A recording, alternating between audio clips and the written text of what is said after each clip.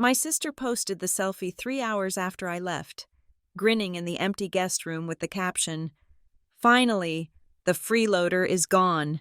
She thought she was humiliating me, but she missed the irony. By kicking me out, she wasn't just reclaiming a bedroom, she was evicting the only thing standing between her and financial ruin. She celebrated my departure at 4 o'clock. She didn't know that by 5. Her entire life was already beginning to collapse. The kitchen island was cold against my palms. It was a slab of faux marble that I had paid to have installed 2 years ago, though my sister, Carla, liked to tell people she had picked it out herself. That was how things worked in this house. I paid for the foundation, and she decorated the facade. It was 10 o'clock on a Saturday morning, the kind of gray, listless day that made the suburbs feel like a trap. Carla was standing on the other side of the island, her arms crossed over her chest, watching me with a look of supreme dissatisfaction. Between us lay a piece of lined notebook paper. It had been ripped from a spiral notebook with enough force that the fringe was ragged. On the paper was a list, written in Carla's looping, aggressive cursive. It was a tally. I looked down at the numbers. Rent, $800. Utilities, $250. Groceries, $400. Internet upgrade, $60. Miscellaneous inconvenience fee, $100. The total at the bottom was circled 3 times in red ink. $1,610. I looked up at her. My voice was quiet. I was 32 years old. Yet standing in this kitchen, I felt 12 again, shrinking under the weight of her rewriting reality. I am not paying this. Carla, I said. Her eyes widened, not in surprise, but in the performance of surprise. She loved an audience, even if the audience was just me. "Excuse me?" she asked. Her voice went high and sharp. "This is what you owe. Julia, you have been living here for the last month. You use the water, you eat the food, you use the Wi-Fi to stream your little shows. This is called contributing. It is proof you have been mooching." I pointed to the line item labeled groceries. I was in Chicago for 3 weeks of this month for work training. I said, "I was not here. I did not eat your food. I did not use your water. And the internet upgrade? You ordered that so the boys could play their games without lagging. I use my hotspot." Carla scoffed. A wet, dismissive sound. "It is a shared household. Julia, you pay for the availability of the space. That is how the real world works. But I guess you wouldn't not know that. Since you have never actually had to make it on your own, you just drift." The accusation hung in the air, heavy and suffocating. It was the same script she had been reading from for 5 years. Since our mother died, Carla had seamlessly taken over the role of the matriarch. The martyr, the one who held everything together. The narrative was simple. Carla was the saint who took in her wayward, spinster sister.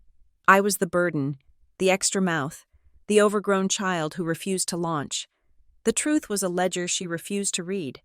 I paid the property taxes last year when she claimed the notice got lost in the mail. I paid for the new water heater when the old one flooded the basement. I bought the school supplies for her 2 sons every September. I paid half the mortgage directly to her bank account every month, labeled clearly as rent, usually amounts far higher than what she was asking for now.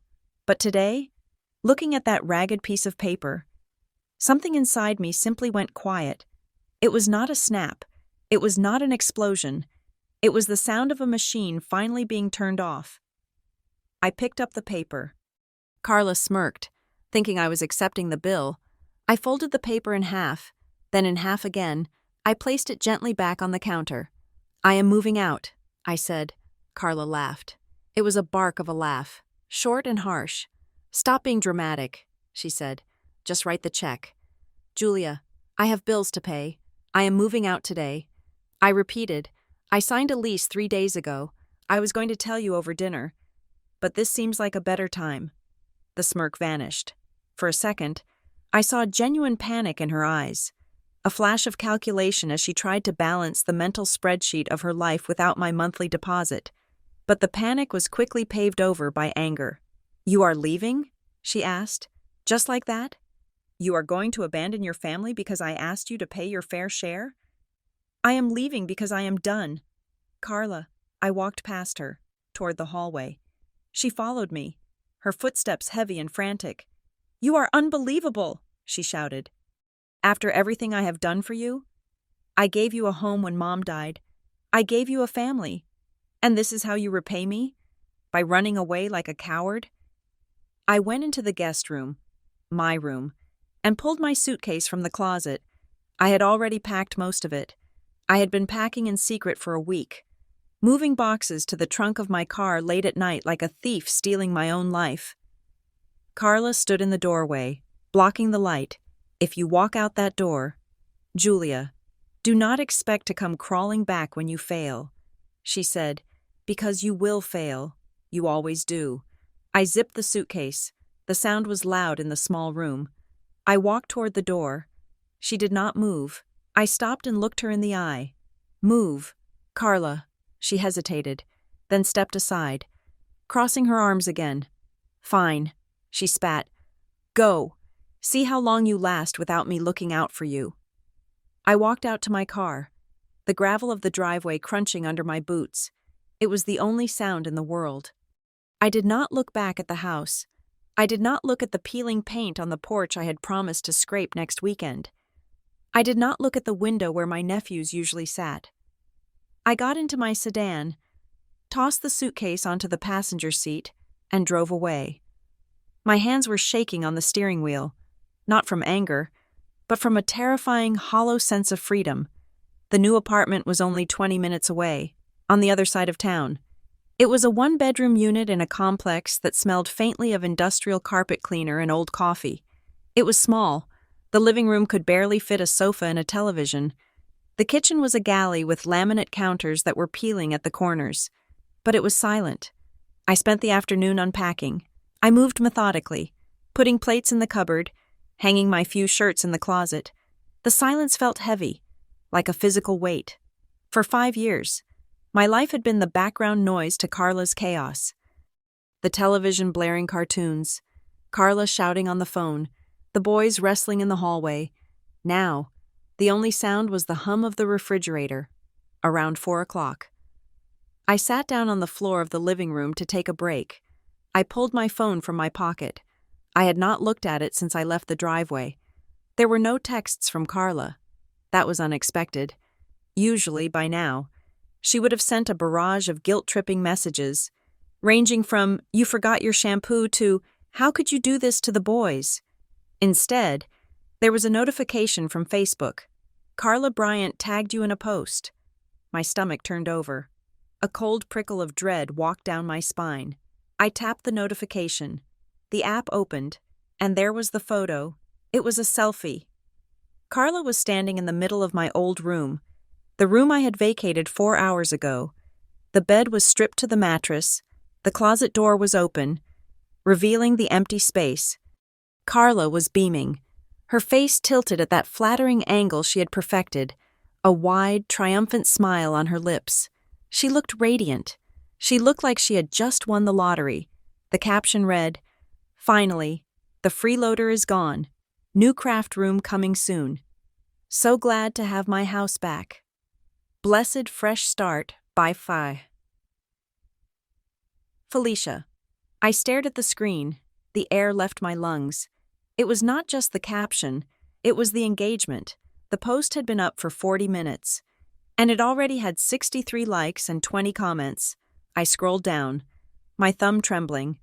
Mrs. Higgins, the neighbor 2 doors down who always waved at me when I brought the trash cans in, had commented, "About time. You have the patience of a saint." Carla, Jason Miller, a guy I had gone to high school with, wrote, "Living the dream. Kick them out and get your space back." Then I saw a comment that made my vision blur. Sarah Jenkins. She was a receptionist at the dental office where I worked as the billing coordinator. We ate lunch together in the break room. We talked about television shows. Sarah had posted 3 laughing face emojis and wrote, "I bet the grocery bill is going to go way down. LOL. I felt a hot flush of humiliation climb up my neck. They were talking about me, not just strangers. but people I saw every day, people I smiled at, people I held doors for. Carla had painted a picture of me that I had not even known existed, in her version of reality. I was a parasite. I was a squatter who refused to leave, a burden she had heroically carried until she could finally scrape me off. The injustice of it made me want to scream. I wanted to type a response. I wanted to say, I paid the mortgage last month. I paid for the new roof. I bought the groceries you are joking about. My thumb hovered over the reply button. I typed, that is a lie. Then I stopped. I looked at the words. They looked small. They looked defensive. If I commented, I was just playing her game. I would look like the crazy sister arguing in the comment section. I would look exactly like the drama she wanted to create. I backspaced. I deleted the comment. Instead, I took a screenshot. Then I took another screenshot of the comments. I expanded the replies and screenshotted those too. I went to Carla's profile. I screenshotted her cover photo, her bio where she called herself a mom boss, and her recent posts about how hard it was to manage a budget on a single income. Then, I went to my settings. I blocked notifications from Facebook. I did not delete the app. I needed to see what she did next. But I turned off the pings. I put the phone face down on the carpet. The silence of the apartment was different now. It did not feel peaceful. It felt lonely. It felt like the silence of a person who had been erased. I sat there for a long time, watching the sunlight fade across the beige carpet. I realized then that this was not just about money. It was not just about the argument this morning. This was about a story.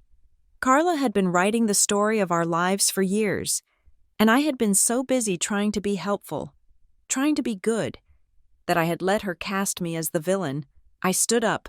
I needed to keep moving. If I stopped, I would cry. And I refused to cry over a Facebook post. I went back to the boxes. There was one box I did not recognize immediately. It was a battered cardboard banker's box, taped shut with yellowing masking tape. I must have grabbed it from the back of the closet in my haste. I cut the tape with a key. Inside were papers I had forgotten I kept.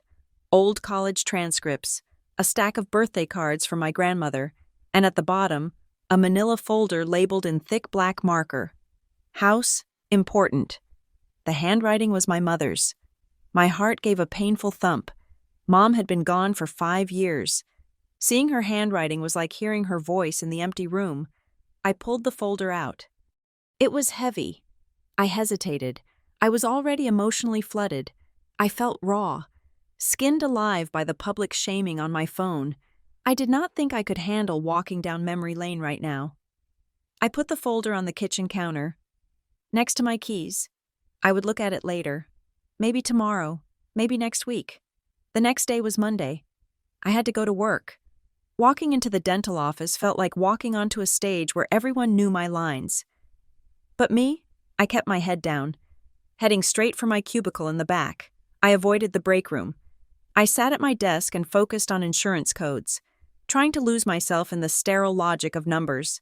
Around 10 o'clock, my manager, David, walked by. David was a nice guy, usually. He wore polo shirts and made dad jokes. "Hey, Julia," he said, leaning against the frame of my cubicle.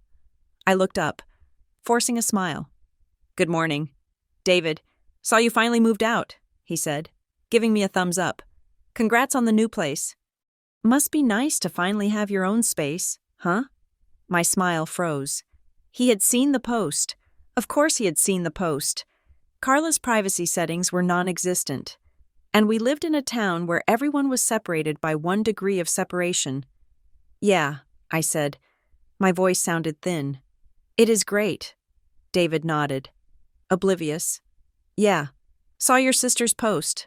Funny stuff. Siblings, right? My brother lived on my couch for 6 months back in the 90s. Nightmare. Anyway, enjoy the freedom." He tapped my desk and walked away. I sat there, staring at my computer screen. The numbers swam. Funny stuff. To him, it was just a relatable joke. To him, I was the guy on the couch. I was the nightmare. I felt the tears prickling behind my eyes. Hot and sharp, I stood up, grabbed my water bottle, and walked quickly to the bathroom. I locked myself in the stall and breathed. I am not a freeloader. I whispered to the tiled wall. I am not a failure. But the wall did not answer. At lunch, I went out to my car. I could not face Sarah in the break room. I could not sit there eating my yogurt across from the woman who had laughed at my eviction and pretend I did not know she mocked me. I sat in the driver's seat of my Corolla, the engine off. I ate a granola bar and stared at the steering wheel. My phone buzzed. It was Carla. I stared at the name on the screen. I let it ring. It stopped. Then it buzzed again. A text. Pick up. It is important. I waited a minute. Then, against my better judgment, I called her back. Hey, I said, Julia. Her voice was bright, sugary sweet. It was the voice she used when she wanted to borrow my car or needed me to babysit. I was just calling to check on you. How is the new apartment? Is it cute? I gripped the phone tighter. You posted that I was a freeloader. Carla, you humiliated me. There was a pause, and then a light, airy laugh. Oh, come on. Jules, you know that was just a joke. It is social media. Everyone exaggerates. It is just for engagement. Do not be so sensitive. Sensitive, the weaponized word. It did not feel like a joke. I said, well, everyone else thought it was funny, she said, her tone hardening slightly. Anyway, that is not why I called. I need you to come over this weekend. I blinked. What? I am doing a refinance on the house, she said, breezing past the conflict. Rates are dropping, or rising, or something. I do not know. The broker said it is a good time, but I need to organize all the receipts for the renovations we did last year. You know how good you are at that paperwork stuff. I have a box of receipts, and I cannot make heads or tails of them. So, come over Saturday morning. I will make pancakes. I sat in the stunned silence of my car. She had publicly burned me in effigy less than 24 hours ago. She had called me a parasite. And now, because she needed free labor, because she needed the admin girl to fix her mess, she expected me to show up and eat pancakes. No, I said. The silence on the other end was absolute. What did you say? She asked. Her voice had dropped the sugar. I said no. Carla, I am not coming over. I am unpacking, and I am not helping you with your refinance. Julia, do not be petty, she snapped. This affects the family house. If I do not get this refinance, the payments are going to go up. You know I cannot afford that. That sounds like a problem for the homeowner. I said, and according to your Facebook post, the freeloader is gone, so I assume you have it handled. Listen to me, you ungrateful little... I hung up. My heart was hammering against my ribs like a trapped bird. I had never hung up on her before. Never. I put the phone down on the passenger seat. My hands were shaking again, but this time, it was not from fear, it was from adrenaline. I went back to work. I kept my head down. I did not look at Sarah. When I got home that evening, I opened my laptop to set up my new utility accounts. I needed to transfer the electric bill for the new apartment into my name. I logged into my email. There was a forwarded message in my inbox.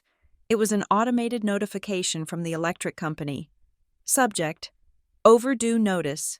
Service disconnection warning. I frowned. My new account was not even active yet. I opened the email. It was addressed to Carla Bryant, but the contact email on file was mine. I had set it up years ago because Carla always forgot to check her email, and I got tired of the lights getting turned off. I looked at the amount due. $480. It was 3 months past due. I stared at the screen. I had moved out 2 days ago. That meant this bill had been unpaid for months while I was living there. But I had given Carla money for utilities every single month. I wrote utilities in the memo line of the Venmo transfer. I pulled up my bank app on my phone. I scrolled back. August 1st. Venmo to Carla Bryant. $250. Rent/util. September 1st. Venmo to Carla Bryant. $300. Rent/util/groceries.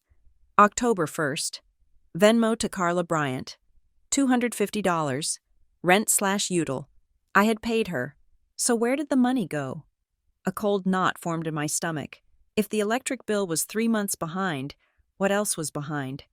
I looked across the room at the kitchen counter. The manila folder, house, important. I stood up and walked over to it. I did not want to open it. I wanted to order a pizza, watch a sitcom, and pretend my sister was just mean, not incompetent or dangerous, but the email on my screen was a warning shot. I opened the folder. It smelled like cedar and old paper. My mother's scent. The first few documents were standard. The original deed from when my parents bought the house in 1998. A satisfaction of mortgage from 2010. My mother had paid off the house before she died. That was her legacy. She wanted to leave us a home that was free and clear. When Mom died, she left the house to both of us. 50-50, but Carla had children. She had a family. I was single. So, the logic went that Carla would live in the house, and I would live in the guest room. And eventually, if we sold it, we would split the money. I flipped through the papers. Then I found a photocopy of a document that looked newer. It was a quitclaim deed, dated 4 years ago, just 6 months after Mom died. It transferred my 50% interest in the property to Carla. I stared at the paper. I did not remember signing this. I looked at the signature line. There was a signature there. It read, Julia Bryant. It looked like my signature. It had the same loop on the J, the same sharp T at the end, but I did not remember signing it. I closed my eyes, trying to access the memory. 4 years ago. That was the blur of grief. The months after the funeral. Carla had handled all the paperwork. She had brought me stacks of things to sign, insurance forms, probate documents, transfer of utilities. Just sign here. Jules, it is for the estate. Sign this one. It keeps the taxes lower. This one is just for the county records. Had I signed away my half of the house without reading it? My stomach dropped. I felt sick. If this was real, I was not a co-owner. I was a tenant, and a tenant with no lease could be evicted. I turned the page. There was a property tax statement from last year. Total due, $5,400. Status, unpaid. There was a red stamp on the corner. Lien pending. Unpaid? I had given Carla $2,000 last year specifically for the taxes. She had cried in the kitchen, saying she was short, and I had drained my savings to help her. Thank you, Jules. You saved us. She had not paid the taxes. I flipped to the next document. It was a letter from a bank I did not recognize. A notice of default. It was addressed to Carla Bryant. But then, I saw something else. Stuck to the back of the notice of default was a carbon copy of a loan application, a home equity line of credit. I scanned the page. Borrower, Carla Bryant. Co-borrower, Julia Bryant. I froze. I had never applied for a loan with her. Never. I had refused to co-sign for her car 3 years ago because I knew she was bad with money. I looked closer at the application. Employer, Dental Partners of Westville. That was my job. Income, $48,000. That was my salary. Social Security number, mine. I looked at the bottom of the page. There was a signature, Julia Bryant, but something was wrong. I looked at the printed name under the signature line. It was typed, co-borrower. Name, Julia Bryant. Julia with a Y. I stared at the typo. My name is Julia. Julia. It is on my birth certificate. It is on my driver's license. It is on my bank account. But on this document, this legal document that listed my social security number and my salary, someone had typed my name wrong. And then they had signed it. The signature looked like mine. But the person who typed the form did not know how to spell my name, or they had been typing too fast, or they had been careless. I lowered the paper. The silence in the apartment was no longer lonely. It was terrifying. Carla had not just kicked me out. She had not just humiliated me on Facebook. She had been using me. She had been using my name, my credit, and my income to keep the house afloat while telling the world I was a freeloader.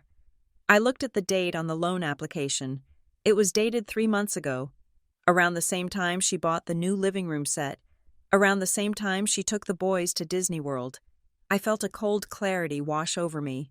It replaced the shame. It replaced the hurt. I walked over to the kitchen drawer and took out a fresh notepad. I sat down at the table. I was not going to comment on Facebook. I was not going to call her and scream. I was not going to play the emotional game she was so good at winning. She wanted a narrative? Fine. I would give her a record. I uncapped my pen. Step 1. I wrote, pull all 3 credit reports. Step 2. I wrote, request original copies of all recorded deeds from the county clerk. Step 3. I wrote, do not tell Carla I know. I looked at the misspelled name on the loan application one more time. Yulia. It was a small mistake, a single letter, but it was the thread that was going to unravel everything. The glow of my laptop screen was the only light in the living room. It was Tuesday night, 3 days after I had moved out, and the silence of the apartment was no longer lonely.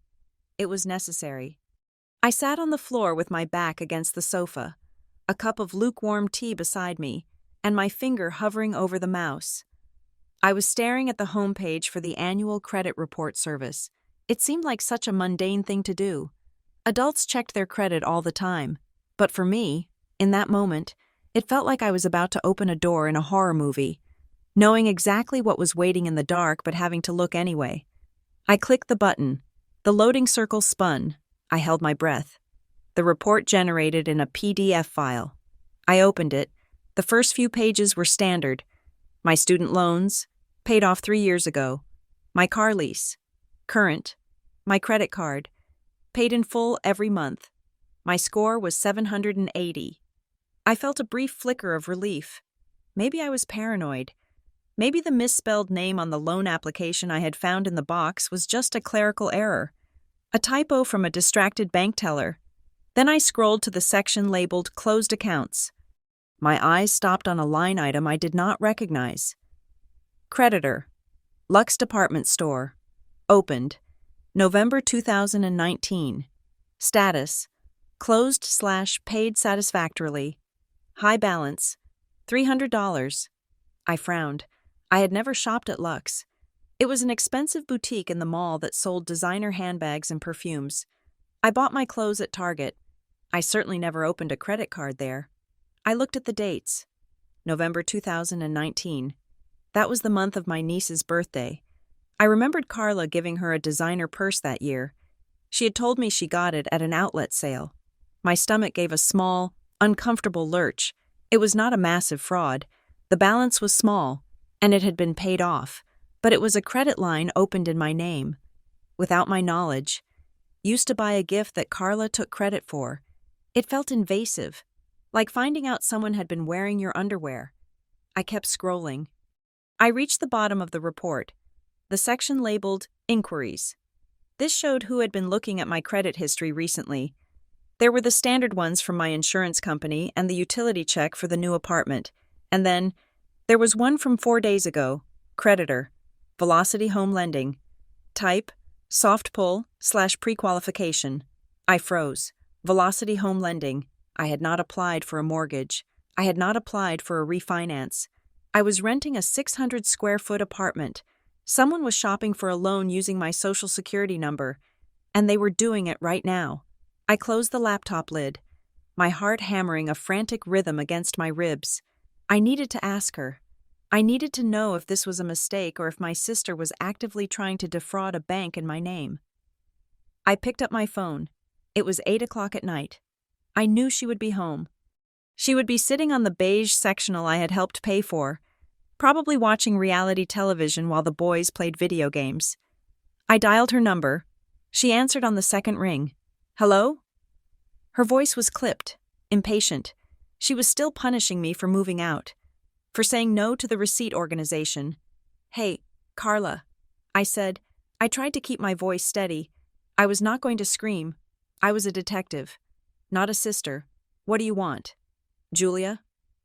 I am busy. I just have a quick question. I said, I was looking at my credit report tonight, just doing some housekeeping for the new place. There was a pause on the other end, a silence that felt thick and heavy. And, she said, I saw an inquiry from a place called Velocity Home Lending. I said, "From 4 days ago, I did not apply for anything." "Carla, do you know anything about that?" The silence stretched for 3 seconds. Then, she laughed. It was a nervous, high-pitched sound. "Why would I know about your credit report? Julia, you are the one who is obsessed with money. Maybe you clicked on an ad or something. It was a soft pull for a mortgage pre-qualification." I said, "I did not click on an ad. Is there any reason a lender would be looking at my credit in relation to the house?" The explosion was instantaneous. "Oh my God," she snapped. "Are you serious right now? You move out. You leave me high and dry with the bills. And now you are calling to interrogate me? Are you calling me a criminal? Julia? Is that what this is?" "I am not calling you anything," I said, keeping my voice low. "I am asking a question." "You are unbelievable," she shouted. "You have no idea what it takes to keep a household running. You sit there in your little apartment with your little salary and judge me. You would understand if you ever owned anything, but you do not. You just float through life while I do the heavy lifting. You are deflecting." "Carla," I said, "I am not deflecting. I am insulted. If a bank looked at your credit, maybe it is because your name is still on the old deed or something. I do not know how their systems work. I am trying to refinance to save our family home, which you clearly do not care about." She took a breath, and her voice shifted. It went from angry to pitying in a heartbeat. "Look, Jules, you are stressed. I get it. Moving is hard. You are paranoid. Just let me handle the house stuff, okay? You do not need to worry your pretty little head about the financing. I have got it covered. Just come over Sunday for dinner. I am making roast." The whiplash was dizzying. 1 second I was an accuser. The next I was a paranoid child who needed a roast dinner. "I am not coming for dinner." I said, "Fine. Be that way. Sulk. See if I care." She hung up. I sat in the silence, gripping the phone. She had not said no. She had screamed. She had blamed. She had insulted, but she had not actually denied it. I did not sleep well that night. The next morning, I called in sick to work. I could not focus on insurance billing when my own financial identity felt like it was dissolving. I had an appointment at 11 o'clock with a lawyer. I had found him online. Mr. Henderson. His website said he specialized in consumer rights and identity theft. His office was in a strip mall next to a dry cleaner, which somehow made me trust him more than if he had been in a glass tower. Mr. Henderson was a man in his 60s with a gray beard and a cardigan that looked like it had seen better days. His office smelled of old paper and peppermint tea. I sat across from him and laid everything out. The credit report, the old store card, the misspelled loan application from the box, the deed transfer I did not remember signing. He listened without interrupting. He took notes on a yellow legal pad. He did not look shocked. He did not gasp. He looked like a mechanic listening to someone describe a rattling engine. When I finished, he took off his reading glasses and rubbed the bridge of his nose. "Ms. Bryant," he said. His voice was gravelly and calm. "What you are describing is, unfortunately, very common. We call it familial fraud. It is often harder to untangle than stranger fraud, because the victim usually hesitates to stop it until the damage is severe." He tapped the credit report. "The store card is a classic starter move," he said, "testing the waters, seeing if you notice. You did not. So, the activity escalated. The soft pull suggests an active attempt to secure new financing if your sister is trying to refinance, and she does not have the income to qualify a loan. She needs a co-borrower. If you refuse to sign, and she is desperate, well, desperate people do desperate things." "What do I do?" I asked. The question felt small in the cluttered room. "Mr. Henderson leaned forward.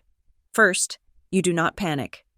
Panic leads to emotional confrontations, and emotional confrontations give the other party time to cover their tracks. Second, you stop talking to her about this. Do not ask her questions. Do not threaten her. You need to gather intelligence." He wrote a list on the legal pad and tore off the sheet.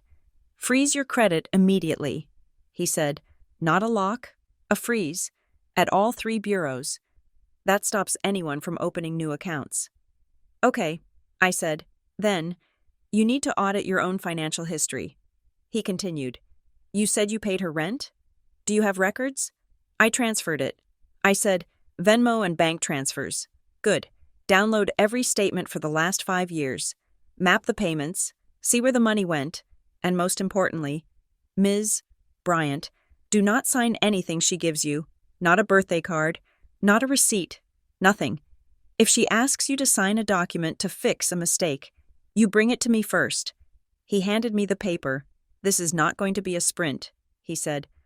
It is going to be a marathon, and it might get ugly. Are you prepared for that? I thought about the Facebook post. I thought about the freeloader comment. I thought about the years I spent feeling like a guest in a home I was paying for. Yes, I said, I am prepared. I spent the next 3 evenings building a spreadsheet. It was tedious. Eye-straining work. I sat at my small dining table, my laptop on one side, a stack of highlighted bank statements on the other. I created columns, date, amount, memo. I went back 4 years. August 12th, 2021, transfer to Carla, $1,000. Memo, house stuff.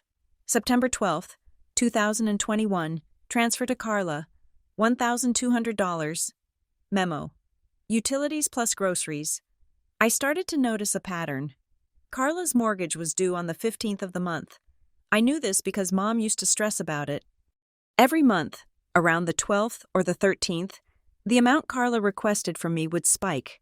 In months where I transferred my usual $800 early, she would inevitably have an emergency 3 days later, a flat tire, a vet bill, a broken window, and I would transfer another $300 or $400.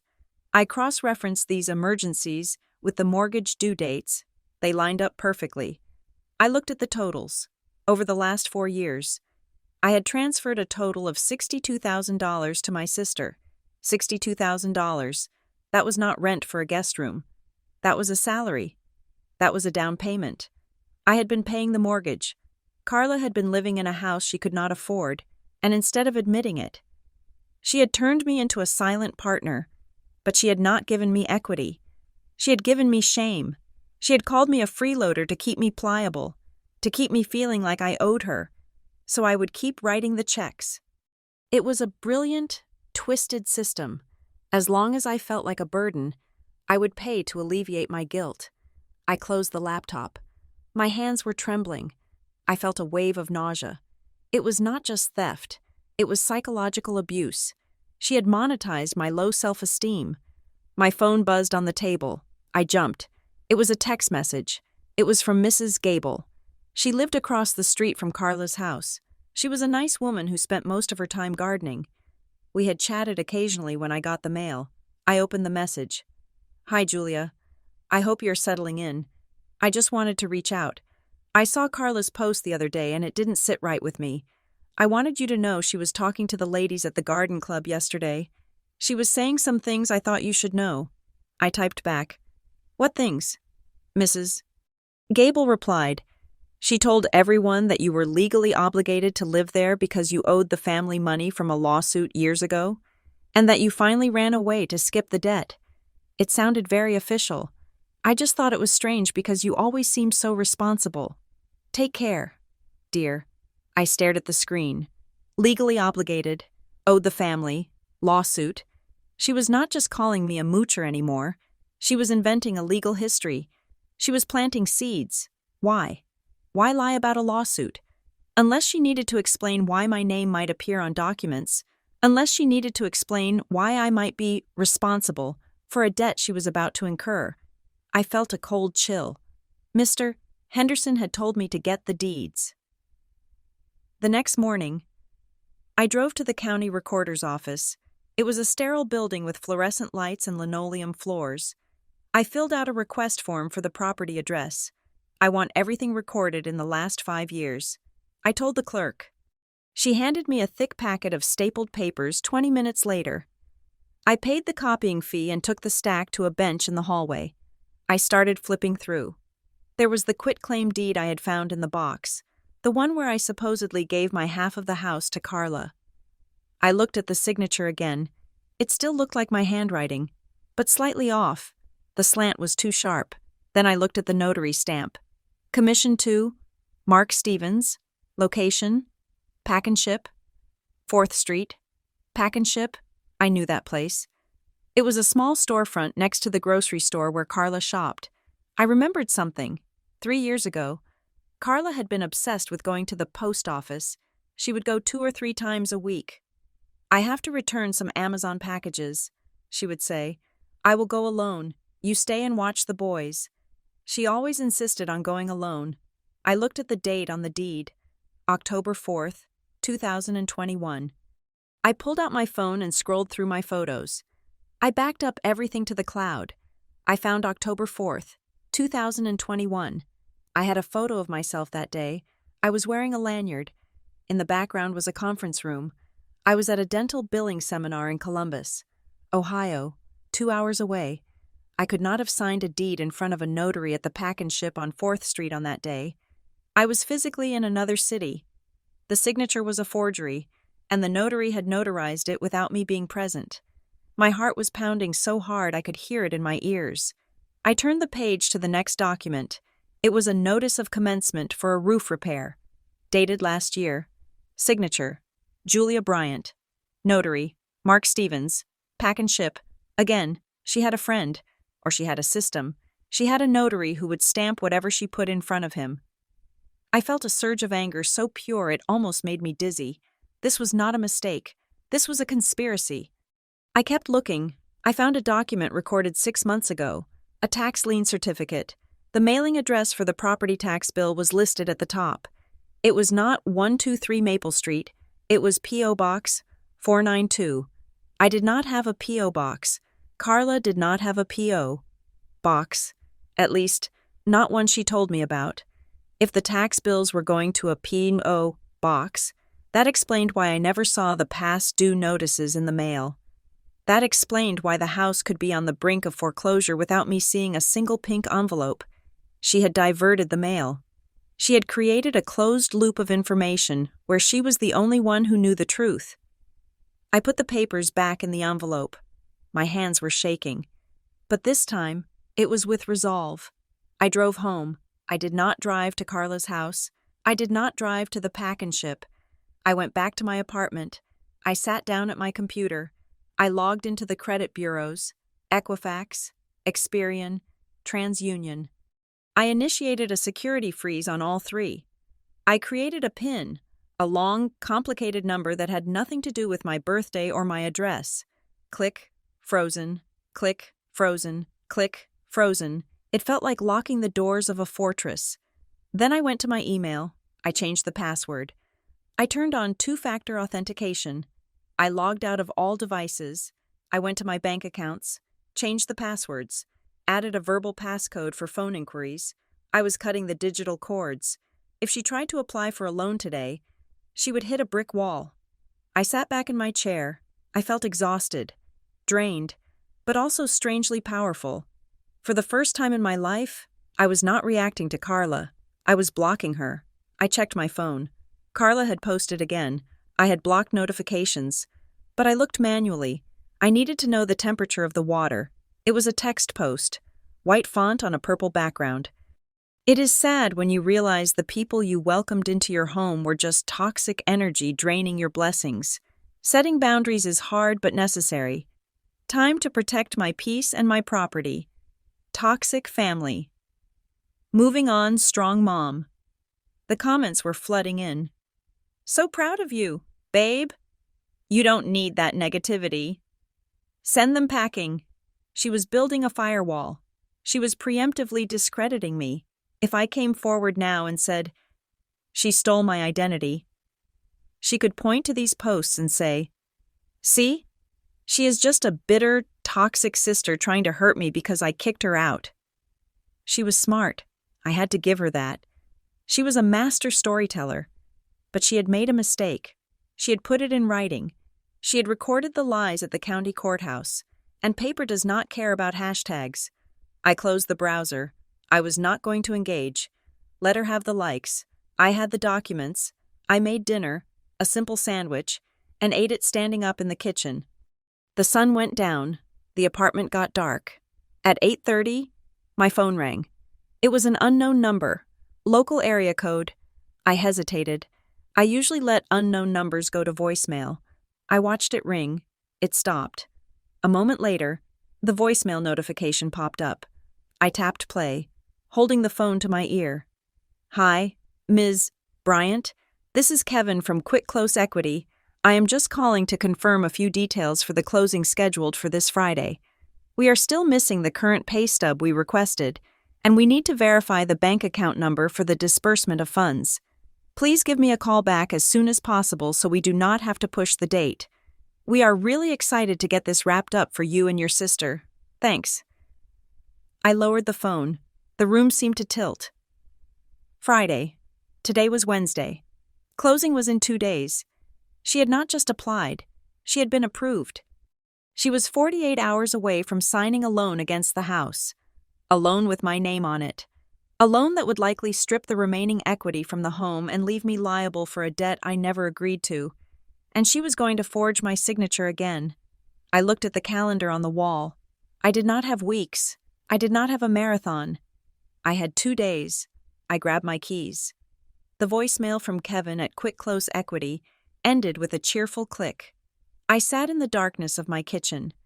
The phone cold against my ear. It was Wednesday night. The closing was Friday. I did not scream. I did not throw the phone. A strange, icy calm had settled over me. The kind of calm that comes when the worst-case scenario has finally arrived and you no longer have to wonder if the bridge is going to collapse because you are already falling. I dialed the number back. It rang 4 times. Then a man answered, breathless, like he had just run up a flight of stairs. "This is Kevin." "Hello." "Kevin," I said. My voice was steady, almost robotic. "This is Julia Bryant.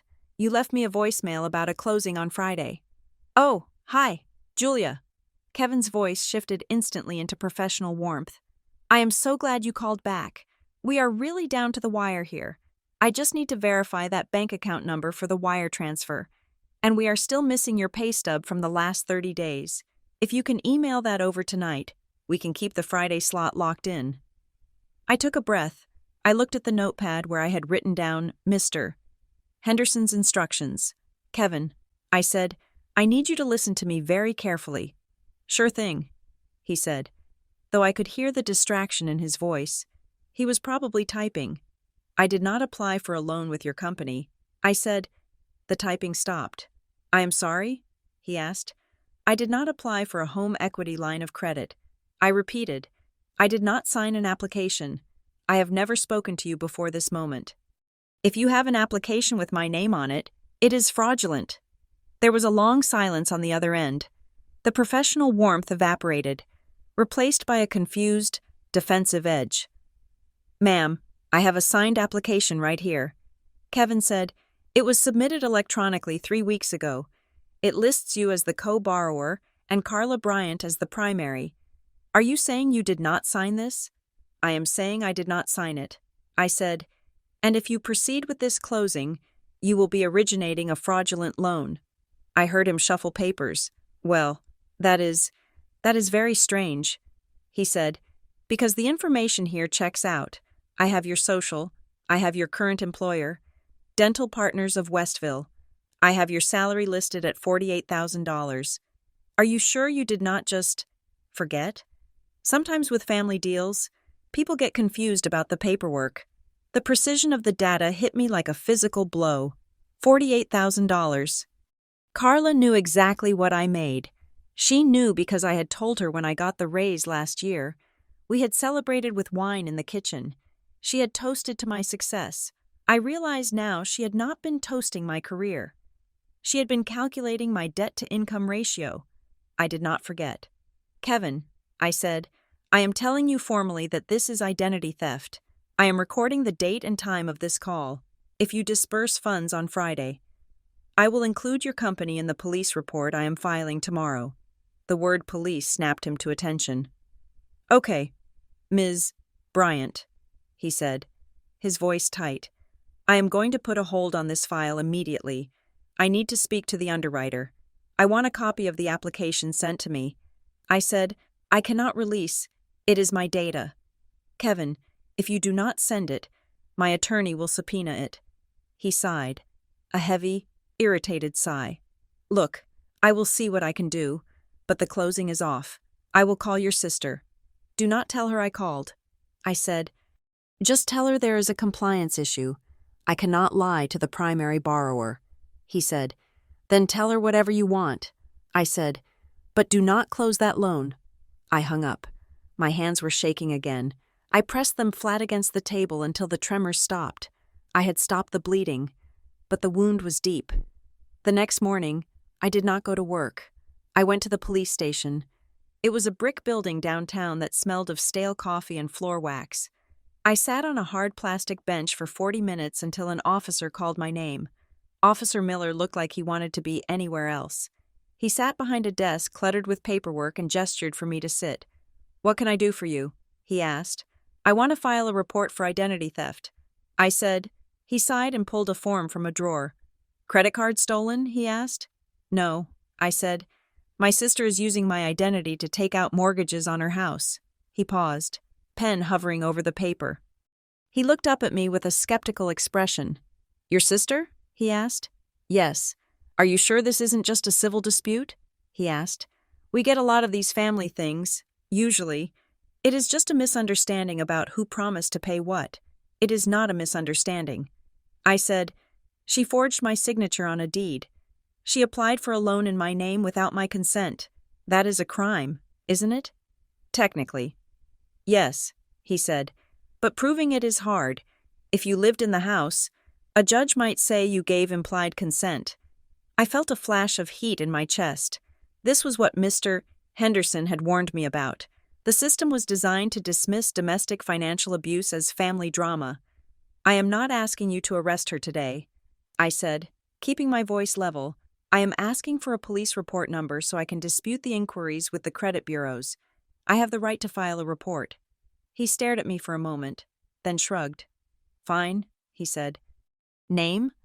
I spent the next hour filling out the narrative section of the report. I wrote down everything, the dates, the misspelled name on the application, the store card, the soft pull from Velocity Home Lending. Writing it down felt exhausting. It was bureaucratic and dry, reducing the destruction of my life to a series of bullet points in black ink. But as I wrote, I felt a shift. For years, I had been the passive character in Carla's story. I was the one things happened to. Now, I was the one making the record. I was creating a paper trail that she could not gaslight away. When I walked out of the station with a carbon copy of the report in my hand, the sun seemed brighter. I was not safe yet, but I was armed. I drove straight to the shipping store. Pack and Ship was wedged between a liquor store and a dry cleaner. The windows were plastered with posters for mailbox rentals and passport photos. I walked inside. The bell above the door jingled. The air smelled of packing tape and cardboard. A man was standing behind the counter, taping up a box. He was in his 50s, balding, wearing a blue vest. Can I help you? He asked. I walked to the counter. I looked at the name tag pinned to his vest. Mark? I smiled. It was a tight, polite smile. Hi, I said. Do you do notary services here? Yeah, we do, he said. $10 a stamp. Great, I said. I just need to check something. I have a document I need notarized next week. But my sister said she came here a while back and you guys were really helpful. Her name is Carla? Carla Bryant? He blinked, looking at me. He did not seem to recognize the name immediately. I see a lot of people. He said, she has short blonde hair. I said, loud? Always talking on her phone? He chuckled. Oh, yeah, I think I know who you mean. She comes in for the mailboxes sometimes. I nodded. The mailboxes. That confirmed the P.O. box theory. I looked at the wall behind him. There was a framed certificate. Mark Stevens. Notary Public. Commission expires. 2027. I memorized the middle initial. R. Mark R. Stevens. I looked at the counter. There was a spiral-bound book lying next to the register. The Notary Journal. In our state, notary logs were public records. Anyone could request to view a line item if they had a reasonable request. Actually, I said, my voice dropping a little, I am trying to clear up a discrepancy with a bank. They are saying a document was signed on a date I wasn't in town. Is there any way I could check the date on a previous notarization, just to see who signed it? He frowned. I am not supposed to just let people browse the book. I understand. I said, but if I give you the date, can you just look? It would save me a huge headache with the bank. He hesitated, then shrugged. He pulled the book toward him. What date? He asked. October 4th, 2021, I said. He flipped back through the pages. The book was thick. He licked his thumb and turned the pages loudly. October 4th. October 4th. Here we go. He ran his finger down the list. Yeah, I got a Carla Bryant here. He said, 2 signatures, a quitclaim deed and an affidavit. Who witnessed it? I asked. He squinted at the handwriting. Looks like Gary Thorne? Yeah, Gary Thorne. I froze. Gary Thorne. I knew that name. Gary was a guy Carla had dated for 3 months that year. He was a bartender with a gambling problem and a charming smile. She had broken up with him because he borrowed money from her and never paid it back. Gary had witnessed the deed. Gary, who would sign anything for $20. And me? I asked. Is my name there? He looked. Yeah. Julia Bryant. Signed right next to her. I leaned in. Can I see the signature? He turned the book around. I looked at the line. There was a signature. It was a scrawl, barely legible. It looked nothing like the careful signature I used on official documents, and the column for ID type, it said, driver's license. But the number listed in the ID number column was blank. He had not checked my ID. He had taken Carla's word for it. Or maybe a woman pretending to be me had stood there. Or maybe Carla had just brought the document in already signed. And Mark, who knew her from her frequent visits to the mailbox, had stamped it as a favor. Okay, I said. Thank you. That explains a lot. I walked out of the store. My heart was pounding. Gary Thorne, that was a loose end. If I could find Gary, maybe I could get him to talk. But more importantly, I had confirmation. The notary was sloppy, and the witness was a ghost from the past. I sat in my car and wrote down Gary Thorne and Mark R. Stevens in my notebook. My phone buzzed. It was a notification from Facebook. I had blocked Carla, but not our extended circle. It was a message from my mother's best friend, Linda. Julia, honey, I am so confused. I just saw Carla's invite for the dinner this weekend. Are you really not going? I frowned. What dinner? I opened the browser on my phone and went to Linda's profile. She had shared a post from Carla.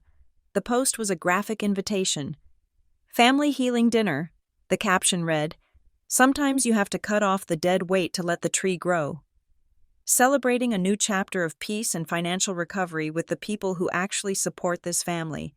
Sunday at 5 p.m., healing real family, no more parasites. I felt a hollow ache in my chest. She was inviting Aunt Sarah, Uncle Mike, and the cousins.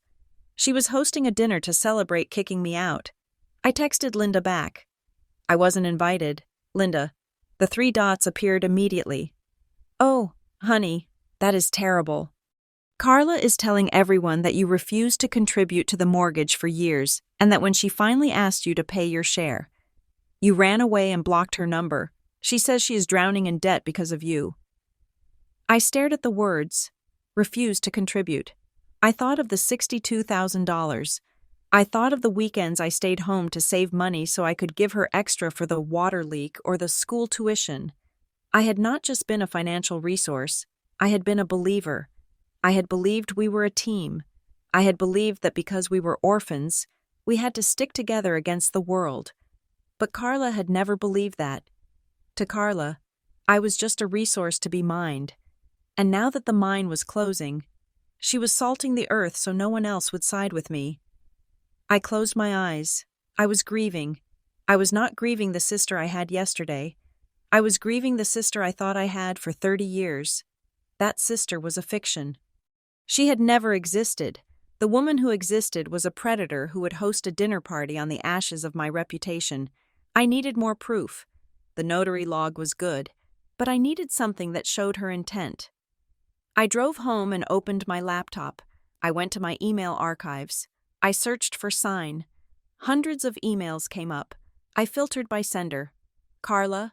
I scrolled back. Years back. I found an email from 4 years ago. Subject: quick favor. Hey Jules, I need you to sign this form for the city. It is just a zoning thing for the fence. I left it on the counter. Just sign it tonight so I can drop it off tomorrow. I clicked on my reply. I don't see the form, and I want to read it before I sign it. Is it regarding the property line? Her reply: OMG, Julia. It is not a big deal. You are so paranoid. I just signed it for you because you were late coming home. Don't worry about it. I stared at the screen. I just signed it for you. There it was. An admission. Casual. Dismissive. In her own words. She had admitted to forging my signature 4 years ago, and I had let it slide because I didn't want to fight. I had taught her that my name was hers to use. I printed the email. Then I realized I needed the originals. I needed the papers she was hiding in the house. The credit report and the county records were digital shadows, but the source of the rot was in that house. I texted Carla. I need to come get the rest of my things. My winter coat and the books in the basement. I waited. She replied 10 minutes later. Fine. Come tomorrow at 10 a.m. The boys are at school. I don't want you making a scene in front of them. The next morning, I pulled into the driveway. The house looked the same. The hydrangeas were blooming. It looked like a happy home. Carla was waiting at the door. She looked tired. Her eyes were puffy, but her jaw was set in a hard line. Make it quick, she said, stepping aside. I walked past her. The house smelled of lemon pledge and secrets. I went to my old room. It was completely empty now, except for a few boxes in the corner. I did not go for the boxes. I closed the door. I went to the dresser. It was a heavy oak piece that had been my mother's. Carla had said she was going to sell it, but it was still there. I remembered something from childhood. Mom used to tape important envelopes to the back of the dresser so they wouldn't get lost in the shuffle of daily life.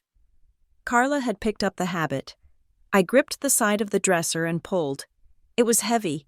It scraped against the hardwood floor. Carla shouted from the kitchen. What are you doing in there? Getting a book that fell behind the dresser, I shouted back. I pulled it out 6 inches. I shined my phone flashlight into the gap. There they were, a cluster of envelopes, taped to the back of the wood with blue painter's tape. I peeled them off quickly. There were 4 of them. I shoved them under my shirt, tucking them into the waistband of my jeans. I pushed the dresser back. I grabbed my winter coat from the closet and a stack of old paperbacks. I walked out of the room. Carla was standing in the hallway, watching me. Did you get what you needed? She asked. There was a sneer in her voice. But underneath it, I heard fear. She was waiting for the loan to close. She was waiting for the money that would fix the hole she had dug. She did not know I had killed the loan last night. I got everything. I said, I looked at her, really looked at her. She was wearing a sweatshirt that said, Mama Bear. She looked small. She looked like a woman who was drowning and trying to stand on my shoulders to breathe. Goodbye, Carla, I said. She crossed her arms. Don't forget, you are not invited Sunday. I know. I said, enjoy the roast. I walked out. I did not look back. I drove to a coffee shop 2 towns over. I ordered a black coffee and sat in the back corner.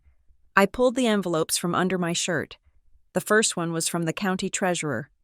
Notice of intent to lien, dated 6 months ago. The second was from a credit card company I didn't know, addressed to Carla. Final notice. The third was a letter from a contractor. Invoice for deck repair, overdue. I opened the 4th envelope. It was from a bank, not the one she was trying to use now, a different one. The current mortgage holder. Notice of default and intent to foreclose. I looked at the date. It was dated 3 weeks ago. 3 weeks ago. I did the math. The argument in the kitchen, the one where she handed me the bill for the groceries and called me a freeloader, had happened 4 days ago. The foreclosure notice had arrived 2 weeks before she picked that fight. I sat back. the air leaving my lungs in a rush. She hadn't kicked me out because she was tired of me. She hadn't called me a freeloader because she actually believed I wasn't contributing. She had staged the fight. She knew the foreclosure was coming. She knew the house was about to be taken. She needed a villain. She needed a reason for the collapse that wasn't her own incompetence. By kicking me out and publicly labeling me a freeloader, she was setting up the narrative. The house was lost because Julia stopped paying. The house was lost because Julia abandoned the family, but there was another layer, the Facebook post. Finally, the freeloader is gone. It was bait. She wanted me to see it. She wanted me to get angry. She wanted me to feel guilty. She wanted me to come rushing back, checkbook in hand, begging to be let back in, offering to pay whatever she wanted just to stop the humiliation. She was trying to shame me into saving her. And when that didn't work, when I went silent instead of fighting, she had panicked and tried to rush the fraudulent loan with Kevin. It was a trap, all of it. The cruelty was strategic. I took a sip of coffee. It was cold. My phone rang. It was Mr. Henderson's office. Ms. Bryant? The receptionist said, "Mr. Henderson has the draft letter ready for your review. Email it to me."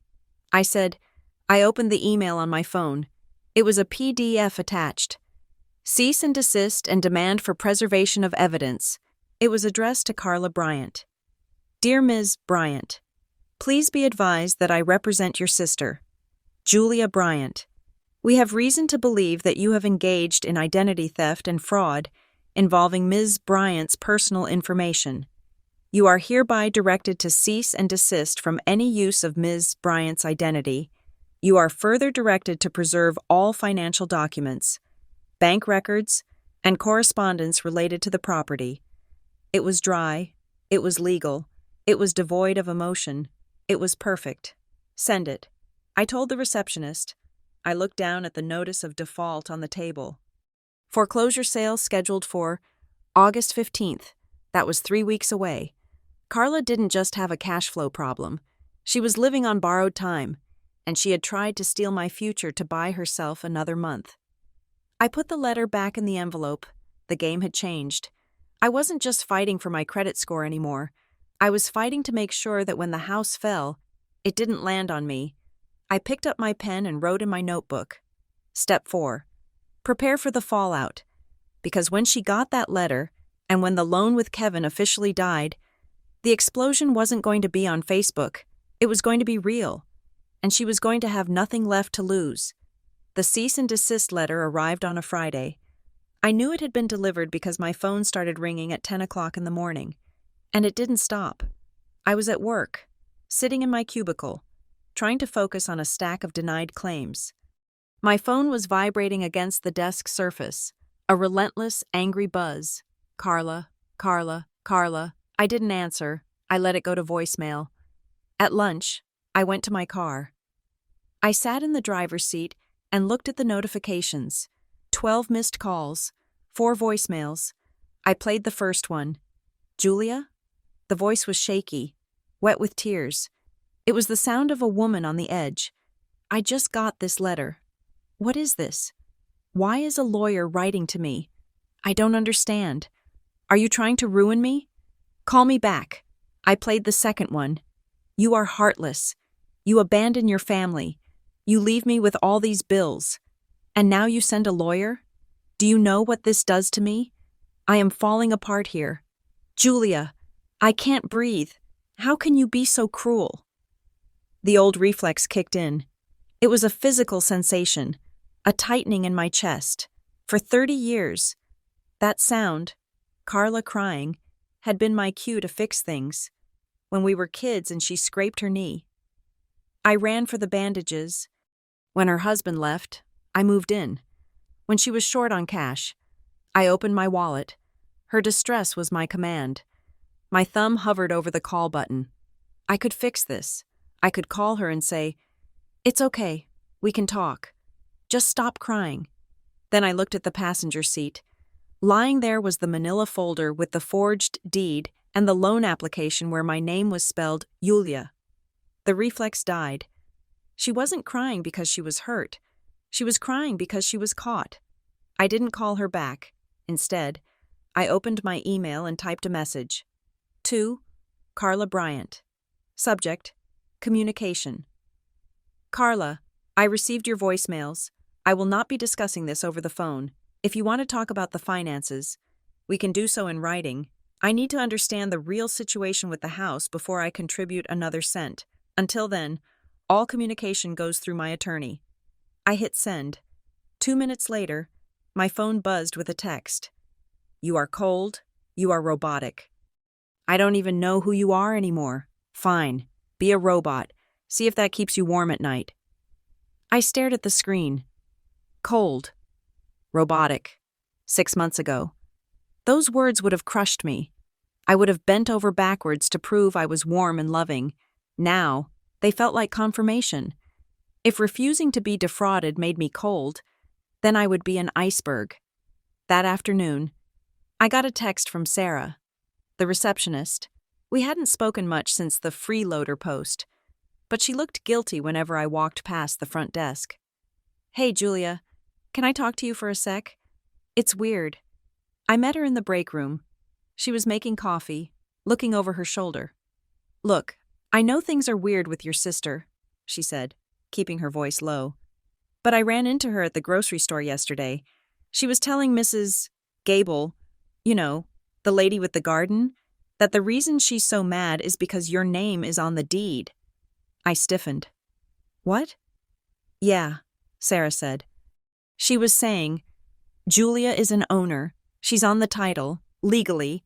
Half that debt is hers, and she's just refusing to pay it. She made it sound like you're sticking her with a joint mortgage. I felt the blood drain from my face. It was a brilliant lie. If she told people I was a tenant who refused to pay rent, I looked like a brat. But if she told people I was an owner who refused to pay the mortgage, I looked like a thief. I looked like I was legally responsible and shirking my duty. But it was also a dangerous lie. By telling everyone I was on the deed, she was publicly committing to the forgery. She was creating witnesses who could testify. Yes, Carla said Julia was an owner. Thanks for telling me. Sarah, I said. Is it true? She asked. Are you on the deed? No, I said firmly. I am not. I went back to my desk. This was escalating. She wasn't just venting. She was building a defense. If the bank ever came looking, she could say, everyone knew Julia was an owner. She acted like an owner. I called the county recorder's office again. This is the clerk, a woman's voice answered. Hi, I said. I called earlier this week about a deed. I need to know something about the process. If a document is recorded, but the signature is disputed, what happens? The clerk paused. Well, ma'am, we don't verify signatures. We just record what's given to us.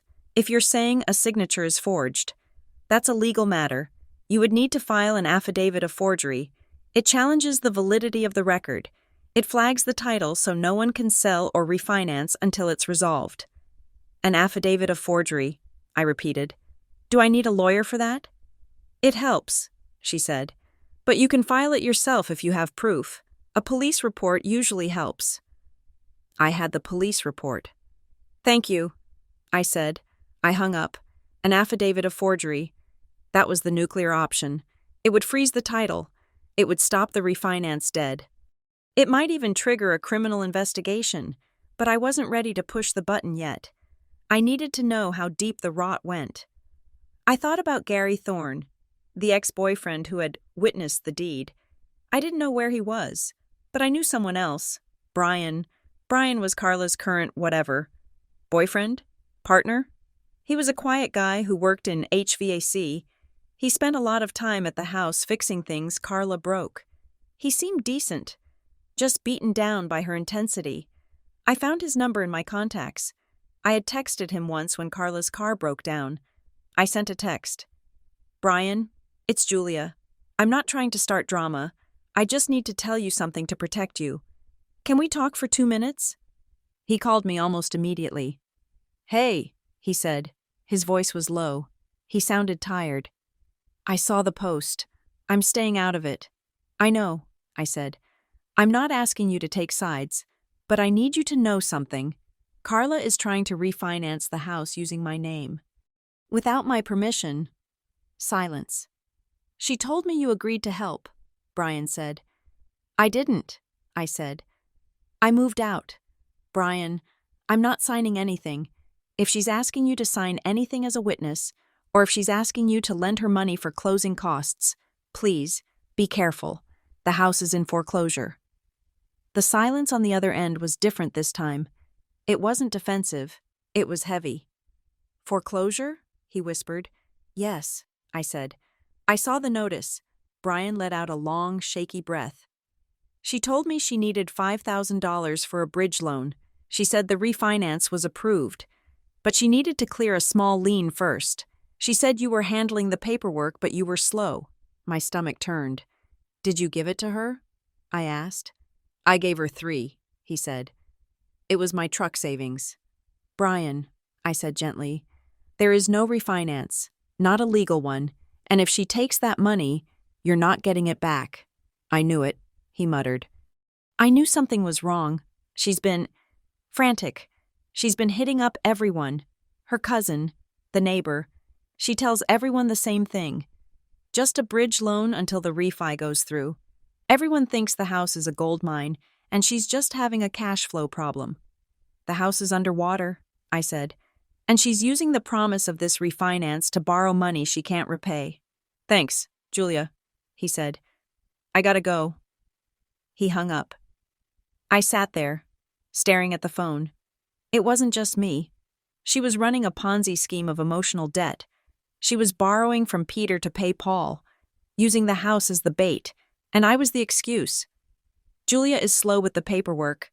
Julia is holding it up. She was using my name to buy time.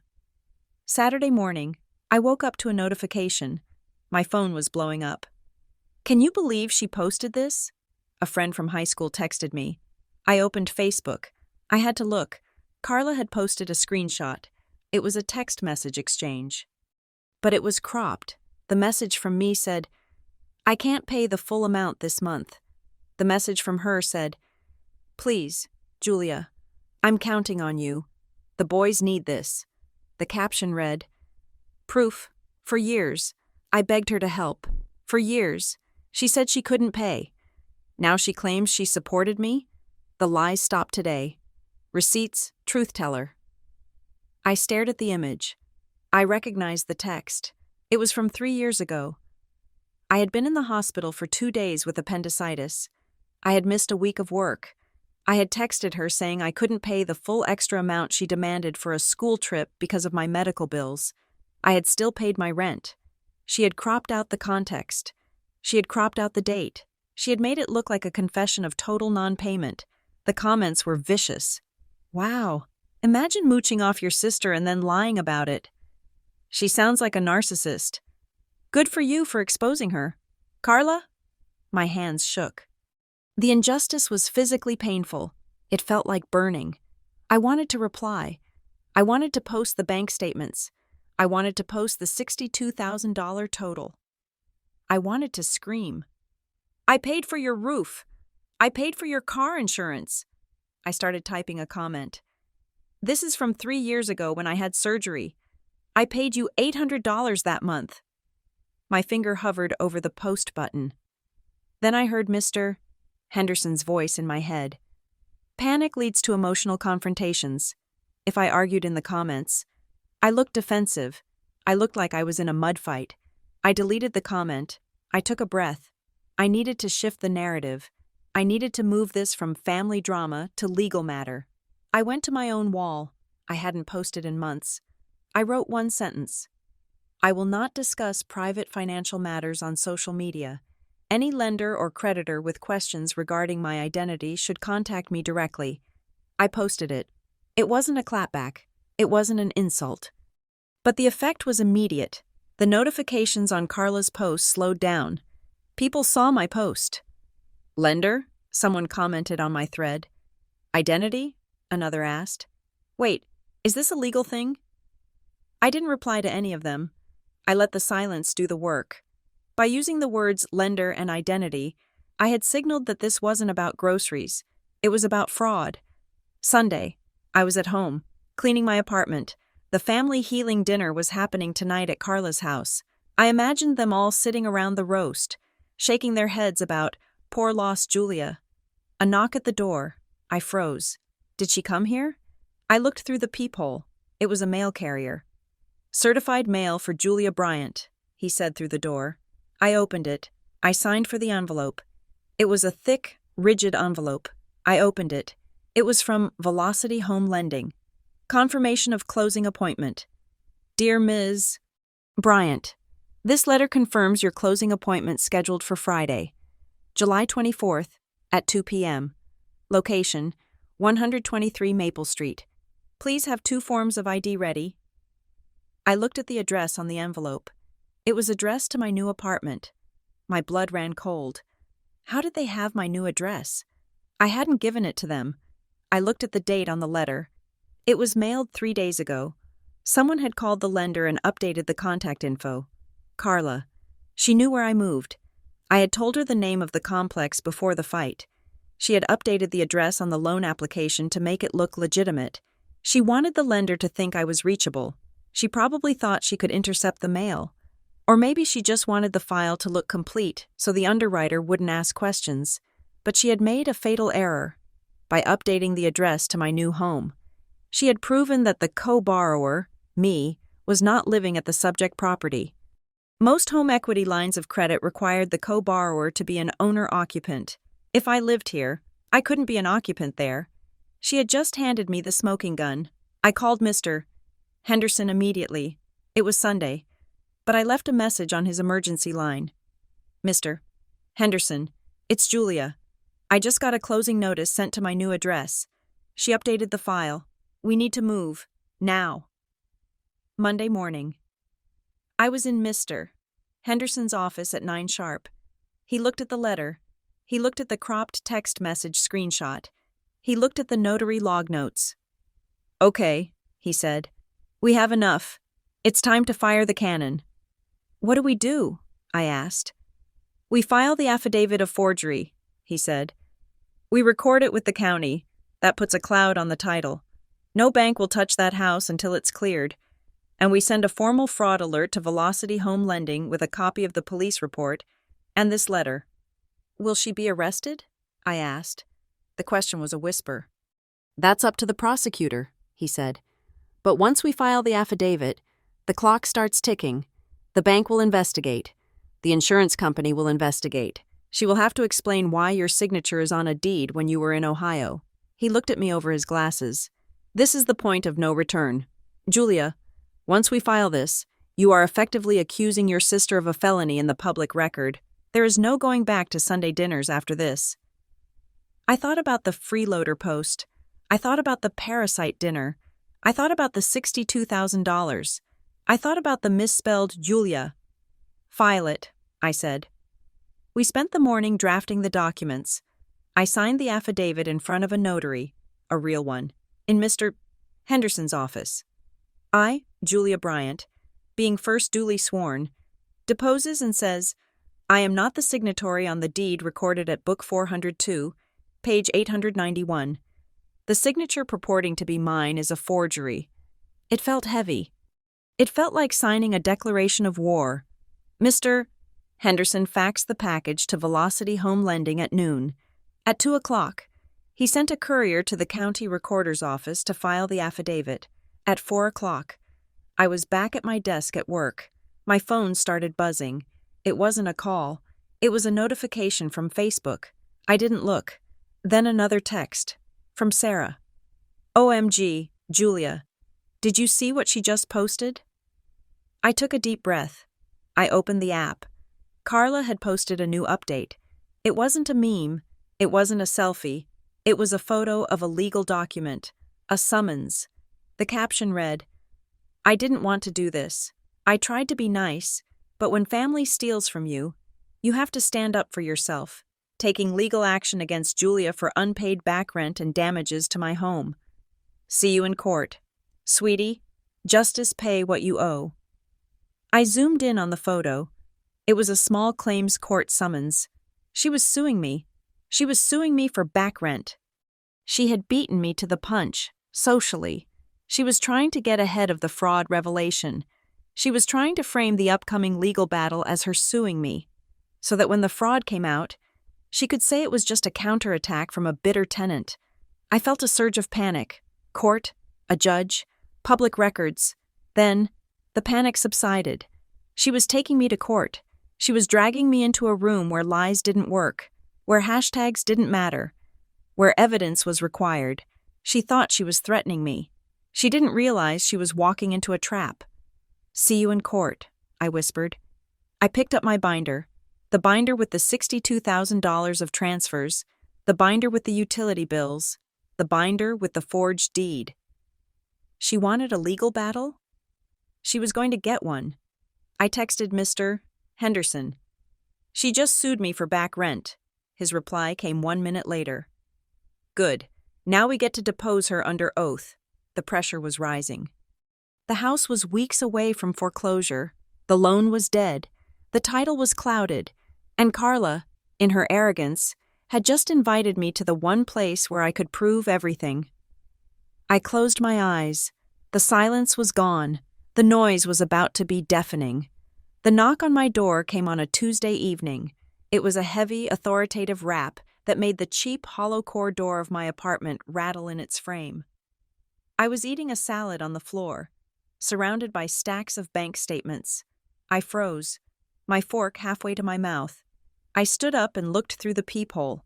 It was a uniformed deputy sheriff. My heart did a double beat, a hard thump against my ribs. I opened the door. "Julia Bryant?" the deputy asked. He was a large man with a bored expression. He held a thick envelope in his hand. "Yes," I said. "You are served," he said. He thrust the envelope toward me. I took it automatically. It was warm from his hand. He turned and walked away down the hallway, his boots thudding on the industrial carpet.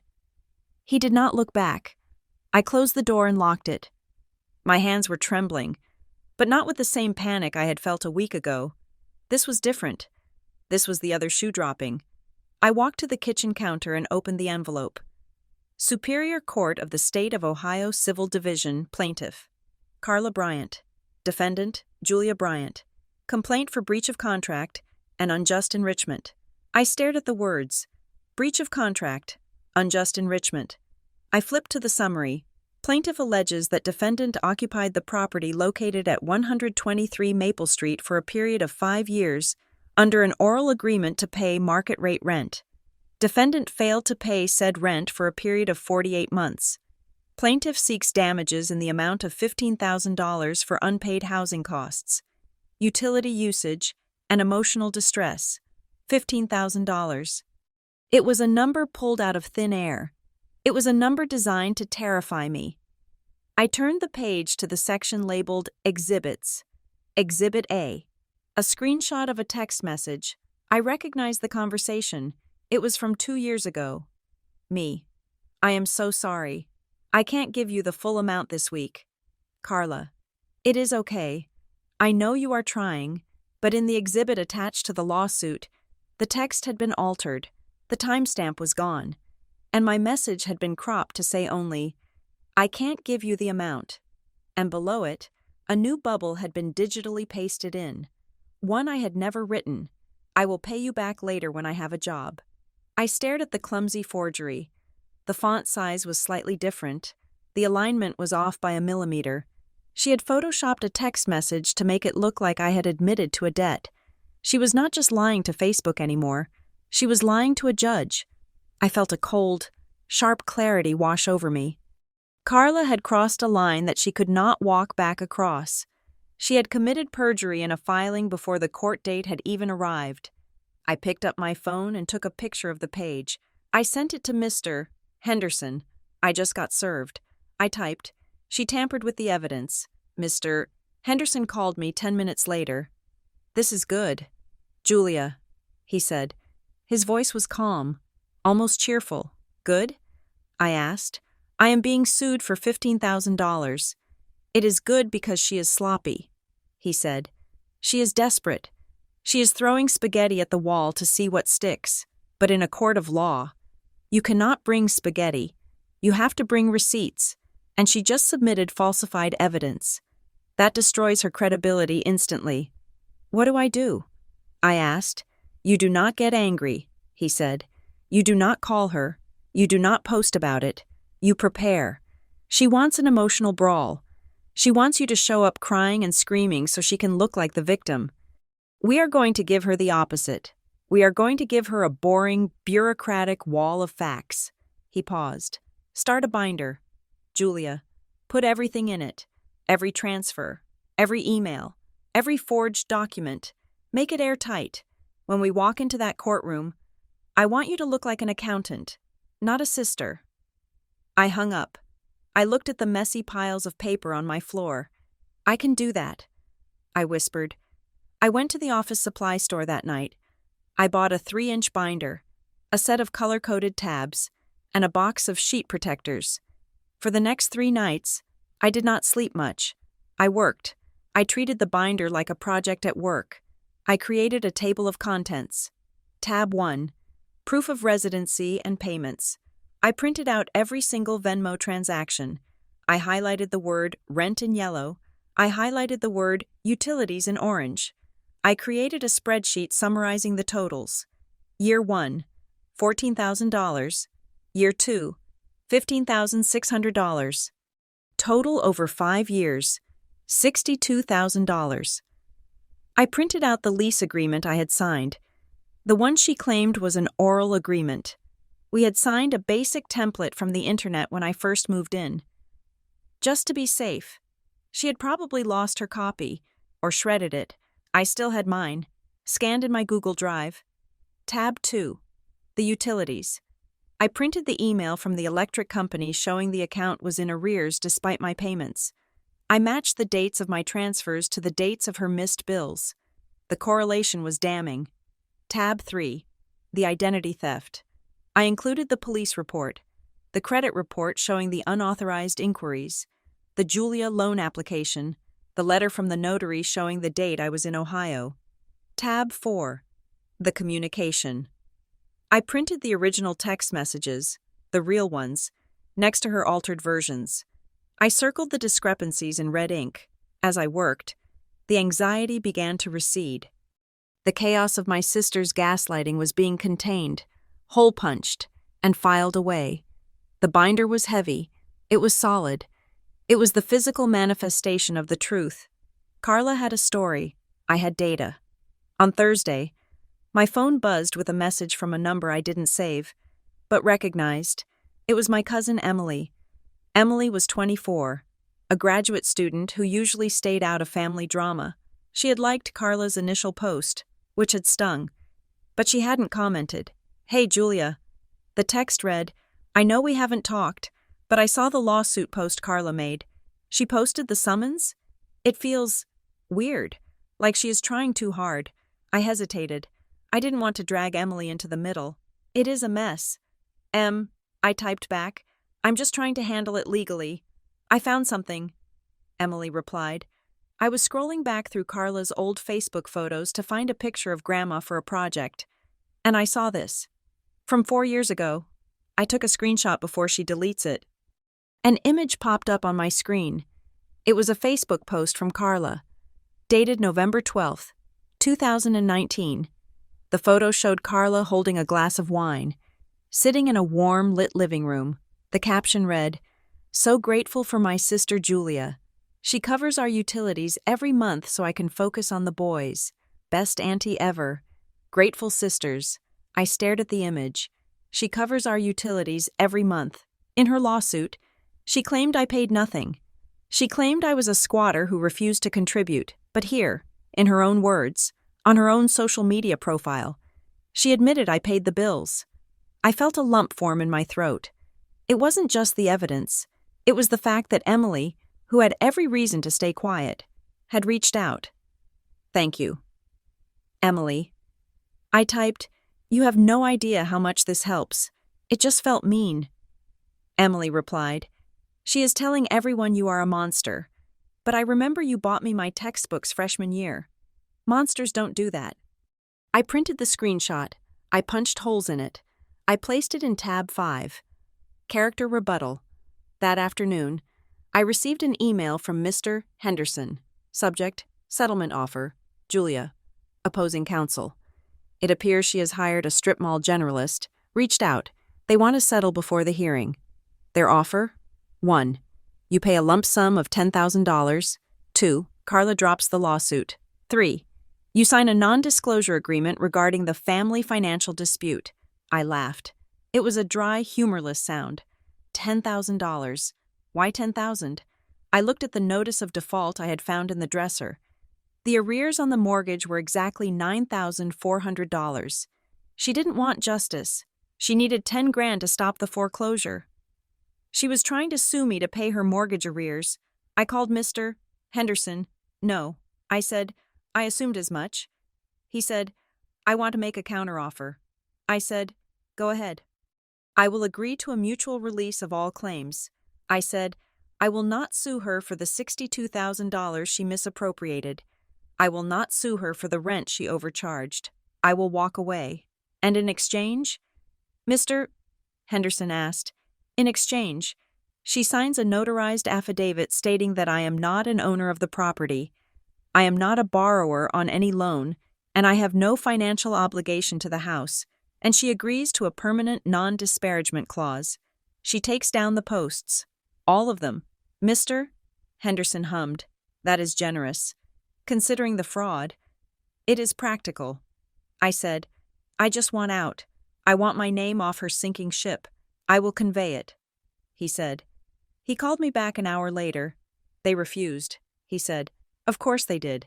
She refused because she can't sign that affidavit. If she signs a paper saying I am not an owner, she admits to the bank that the quitclaim deed she filed, the one where I supposedly gave her my half, might be the only valid record. But it conflicts with the new loan she is trying to get where I am an owner. She is trapped in her own web. Mr. Henderson said, she needs you to be an owner so she can use your credit.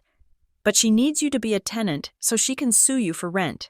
She cannot have it both ways, but she is too desperate to see that. So we go to court? I asked. We go to court, he said. The next day, Friday. The stakes shifted again. I was at work when I received a notification from my credit monitoring service. New inquiry, Department of Justice, Civil Division. I stared at the screen. Department of Justice? I called Mr. Henderson in a panic. That is not the DOJ suing you. Julia, he reassured me. That is likely a compliance check. Velocity Home Lending must have flagged the file after we sent the fraud alert. When a federally backed lender suspects systemic fraud, they have to report it. What does that mean for Monday? I asked. The hearing was in 3 days.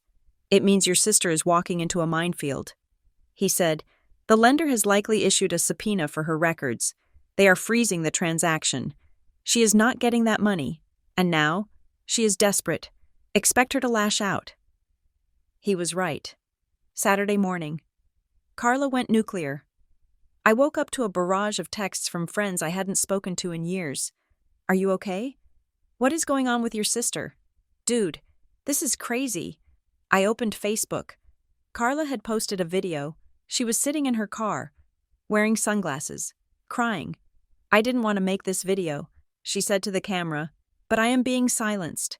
My own sister, my own flesh and blood, is trying to destroy me legally because I asked her to pay her bills.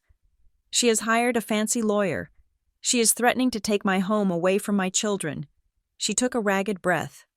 She is claiming identity theft. Can you believe that? She is accusing me of being a criminal because she doesn't want to pay the back rent she owes. It is sick. It is a mental illness. I am fighting for my life here. Guys, if you can help, I have set up a GoFundMe for my legal fees. I watched the video. It was a performance, a masterpiece of manipulation. She had flipped the script perfectly. She was the victim. I was the bully with the fancy lawyer.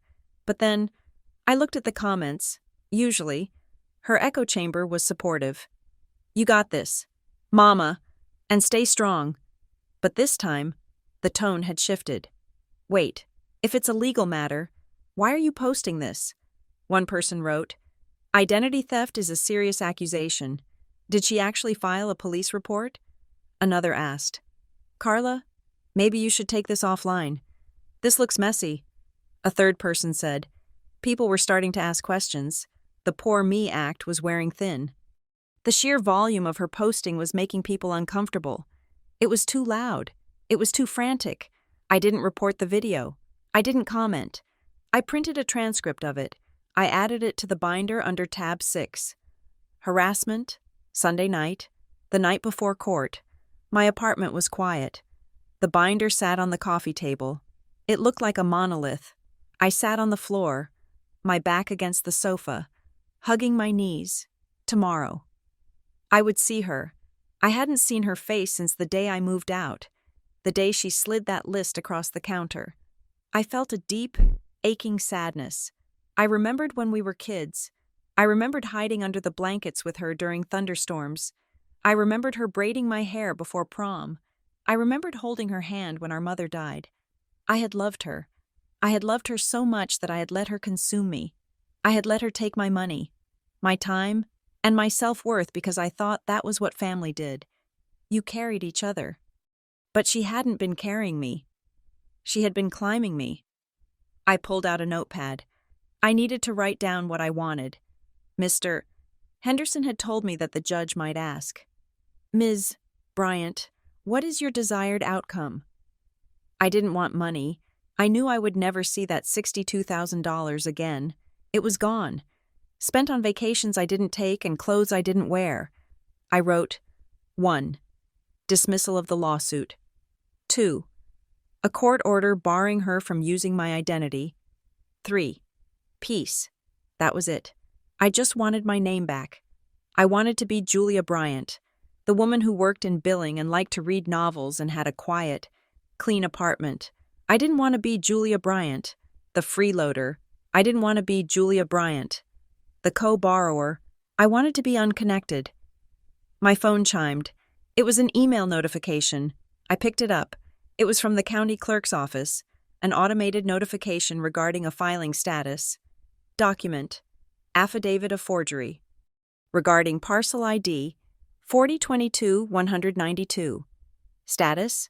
Accepted for recording. I stared at the screen. It was done. The affidavit was recorded. It was now a permanent part of the property's history. Anyone who searched the title, any bank, any buyer, any title company, would see a giant red flag stamped on the deed history. Signature disputed. Possible forgery. The house was radioactive. Carla couldn't refinance now. Not with Velocity. Not with anyone. The faucet was turned off. Tomorrow, when I walked into court, I wouldn't just be defending myself against a rent claim. I would be walking in with proof that the house she claimed I owed money on was, legally speaking, a crime scene. I put the phone down. I walked over to the binder. I opened tab 3. I printed the email notification. I slid it into the front pocket of the binder. I turned off the lights. I went to bed. I didn't dream of storms. I dreamed of a calm, flat ocean, stretching out to the horizon, empty and silent and mine. Tomorrow, the storm would break, and I would be the lighthouse. Monday morning, I woke up at 6.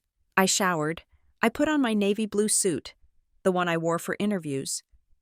I pulled my hair back into a tight, low bun. I looked in the mirror. I looked tired. There were dark circles under my eyes, but I also looked steady. I drove to the courthouse. The parking lot was full. I found a spot in the back. I walked toward the metal detectors, and then I saw her.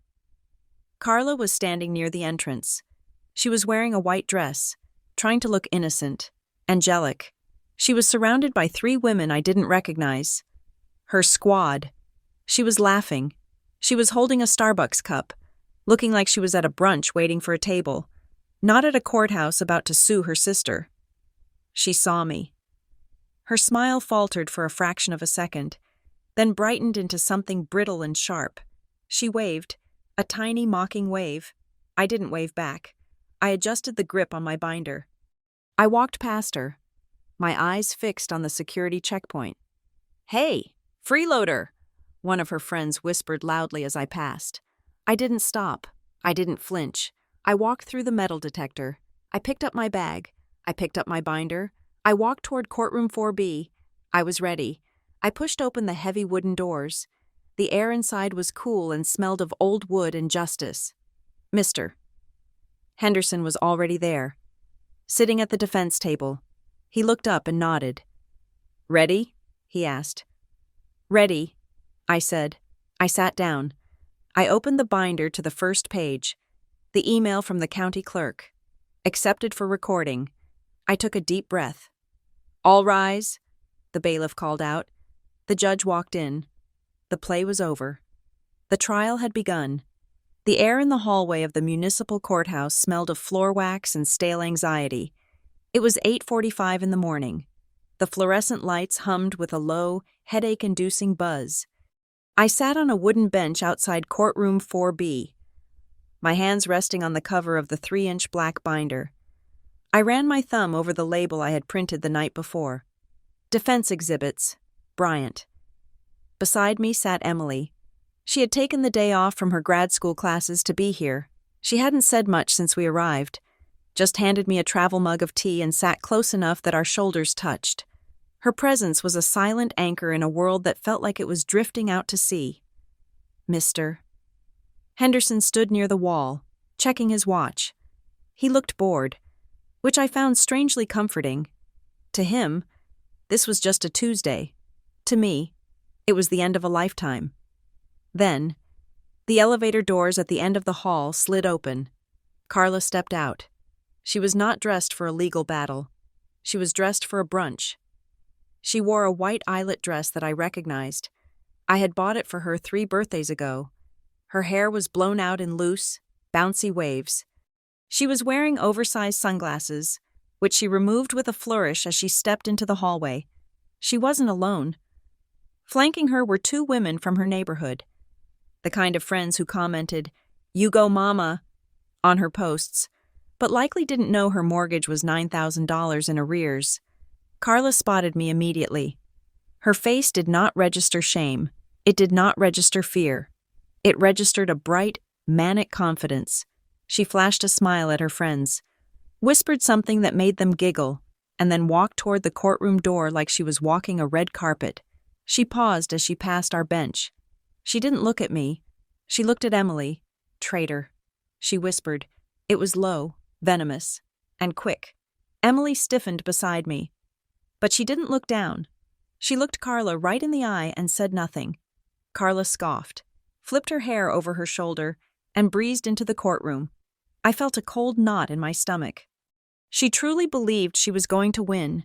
She had told her story so many times, the story of the ungrateful, mooching sister, that she had actually convinced herself it was true. She thought the judge was just another Facebook commenter who would be swayed by a tearful selfie. "Mr. Henderson walked over to us. "Showtime," he said. We walked inside. The courtroom was smaller than I expected. There was no jury box, just 2 tables and a raised bench for the judge. The gallery had 4 rows of pews. Carla's friends took the front row on the left. Emily took the front row on the right. I sat at the defense table. I placed the binder in front of me. I opened it. The metal ring snapped loudly in the quiet room. "All rise," the bailiff called. Judge Vance entered. He was an older man with wire-rimmed glasses and a face that looked like it had been carved out of granite. He sat down, adjusted his robe, and looked at the docket. Bryant versus Bryant. He read. Carla stood up. She smoothed her dress. "Good morning, Your Honor," she said. Her voice was soft, trembling slightly, the perfect pitch of a woman wronged. "Mr. Henderson and I stood. Good morning, Your Honor." "Mr. Henderson said. Judge Vance looked over his glasses at Carla. "Miss Bryant, this is your claim. You are suing the defendant for $15,000 in unpaid rent and utilities. Is that correct?" "Yes, Your Honor," Carla said. She clasped her hands in front of her chest. "My sister lived in my home for 5 years. When she moved in, we agreed she would pay market rent to help support the household. I am a single mother. and I trusted her. But for years, she took advantage of my kindness. She lived there rent-free. She ate my food. She used my electricity. And when I finally asked her to pay her fair share last week, she ran away and blocked me. She paused, wiping a non-existent tear from her cheek. I have been carrying her for years, Your Honor, and now I am in debt because of it. I just want what is fair. Judge Vance nodded slowly. And do you have a written lease? We had a verbal agreement, Carla said quickly. Because we are family, I didn't think I needed a contract with my own sister, but I have proof that she owes me. She picked up a stack of papers. I have submitted exhibits, Your Honor, texts where I ask her for money and she says she can't pay. And I have statements from neighbors and community members who witnessed her living there for free. She waved a stack of printouts. I recognized the layout. It was the Facebook post. Judge Vance frowned. What are those documents? These are testimonials. Carla said, from people who know us, they confirm that everyone knew she was freeloading. The judge leaned back in his chair. Ma'am, are you trying to submit Facebook comments as legal evidence of a debt? Carla blinked. Well, it is community proof. It shows a pattern of behavior. Judge Vance sighed. He looked tired. I will review the text messages, he said. The social media comments are hearsay and are inadmissible. Please sit down. Carla sat, looking slightly flushed. She shot a glare at me. Judge Vance turned to our table. Mr. Henderson, does your client deny living in the home? No, Your Honor. Mr. Henderson said, Mrs. Bryant lived in the home from 2018 until last week, so she admits she occupied the space. The judge said, did she pay rent? Yes, Your Honor. Mr. Henderson said, she paid significantly more than the market rate. In fact, she subsidized the plaintiff's entire lifestyle. Carla let out a loud, incredulous gasp. She looked at her friends and shook her head. Mr. Henderson turned to me. Miss Bryant, please open your binder to tab 1. I opened the binder. I stood up. Your Honor, I said. My voice was steady. It didn't sound like my voice. It sounded like the voice of the woman I was becoming. I have compiled a chronological record of all financial transfers from my bank account to Carla Bryant's account over the last 5 years. I walked the binder up to the bailiff, who handed it to the judge. I had a duplicate copy for myself. If you look at page 3, I said, you will see a transfer on August 1st, 2018, for $800. The memo line reads, rent. Judge Vance flipped the page. He looked at the line item. I see it, he said. If you turn to page 4, I continued, you will see September 1st, $800, rent, October 1st, $800, rent. I looked at Carla. She was staring at the binder in the judge's hands, her eyes wide. She hadn't expected me to have the records. She thought I was disorganized. She thought I was the little sister who lost things. I continued. On page 10, Your Honor, the amount increases. January 2019, $1,200. The memo line reads, rent plus electric bill. I turned the page. On page 25, Your Honor, there is a transfer for $3,000, dated June 15th, 2020. The memo line reads, roof repair. Judge Vance paused. He looked up. You paid for a roof repair on a home you did not own? Yes, Your Honor. I said, my sister told me she didn't have the money and the roof was leaking into the boys' room, so I paid it. Carla stood up. That was a gift, she shouted. She gave that to me as a gift. You can't claim that as rent. Sit down. Ms. Bryant, the judge barked. You will have your turn. Carla sat down, breathing hard. I turned to the summary page. Your Honor, over the course of 5 years, the total amount transferred from my account to the plaintiff is $62,450. The courtroom was silent. $62,000, the judge repeated. Yes, Your Honor. Judge Vance looked at Carla. Ms. Bryant, in your complaint, you stated the defendant paid nothing and lived rent-free. Can you explain these $60,000 in transfers? Carla stammered. She bought groceries sometimes, and she chipped in for pizza. Those aren't rent payments. Those are just expenses. The judge looked at the bank statements again. Ma'am, these are labeled rent, in your sister's handwriting, and you accepted them. Carla's face was turning a mottled red. She altered them, she hissed. She is good with computers. She probably photoshopped those bank statements. Mr. Henderson stood up. Your Honor, these are certified records directly from the bank, stamped and notarized by the branch manager. The judge nodded. He looked at me. Ms. Bryant, do you have anything else? Yes, Your Honor. I said. I took a breath. This was it. The pivot. Tab 3. I said. Judge Vance flipped to tab 3. The first document was the Julia loan application. Your Honor, I said. The plaintiff is suing me for unjust enrichment. However, I would argue that the plaintiff has been unjustly enriching herself by using my identity without my consent. Carla froze. This is a copy of a loan application submitted to Velocity Home Lending 3 weeks ago. I said, it lists me as a co-borrower. It lists my social security number. It lists my salary. I pointed to the signature page. However, the name is typed as Julya, and the signature does not match my own. Judge Vance squinted at the document. I did not submit this application. I said, I did not sign it. When I discovered it, I filed a police report for identity theft. That report is Exhibit B in that section. Carla jumped up again. Her chair scraped loudly against the floor. She agreed to it, she screamed. She told me I could use her credit because she owed me for living there. She is lying, she said. Just put my name on it. I want to help the family. Mr. Henderson didn't shout. He didn't even raise his voice. He just looked at the judge and asked one simple question. Does the plaintiff have written consent? Judge Vance looked at Carla. Ms. Bryant, do you have a power of attorney? A signed letter of consent? Anything that gave you permission to sign your sister's name on a federal loan application? Carla's mouth opened and closed. We are sisters, she said weakly. We don't do formal papers. We just talk. So you admit you signed her name? The judge asked. His voice was dangerous now. I did what I had to do to save the house, she cried, because she wasn't paying her rent. If she had just paid what she owed, I wouldn't have needed the loan. She had just confessed, in open court. She had justified fraud with a rent dispute. I wasn't done, Your Honor. I said, there is one more thing. I turned to tab 4.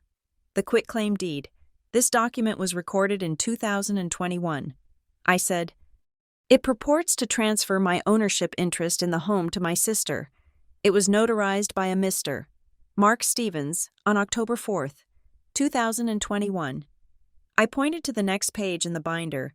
This is a receipt from the Hilton Garden Inn in Columbus, Ohio, and this is a certificate of completion from a dental billing seminar. Both are dated October 4th, 2021. I looked at the judge. I was 200 miles away when this document was supposedly signed in this county. I could not have signed it. The courtroom was dead silent. Even Carla's friends in the front row were quiet. They were looking at each other, confused. This wasn't the story Carla had told them. This wasn't freeloader. This was felony fraud. Judge Vance closed the binder. He took off his glasses. He rubbed the bridge of his nose. He looked at Carla. Ms. Bryant, he said. His voice was low and hard. You came into my courtroom claiming your sister owed you $15,000. You submitted a text message that appears to be altered. And now, based on your own admission and the evidence before me, it appears you have been using your sister's identity to secure financing and transfer property deeds. Carla was shaking. Her hands were gripping the table so hard her knuckles were white. She is ruining me, she whispered. She is trying to take the house. The judge leaned forward.